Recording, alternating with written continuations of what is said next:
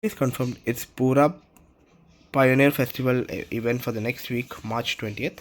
The event will see at least one new smartphone announcement alongside details for the next HarmonyOS Next, Huawei's first operating system built independently of Android with an in-house kernel. According to rumors, you could see the debut of the Pocket 3 Flip Foldable. That device is expected to bring a 6.28-inch folding screen with an unusual 3.2 aspect ratio. The Pocket 3 has been described as an iPad mini that folds up. Given that the event will be a Pura themed, it might be a member of a Pura series.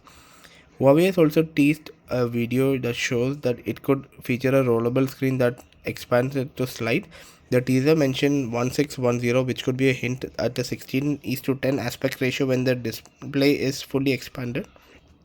Huawei Celia Assistant is expected to gain DeepSeek integration, and we could see the debut of a new wireless earbuds and a new Aito electric vehicle.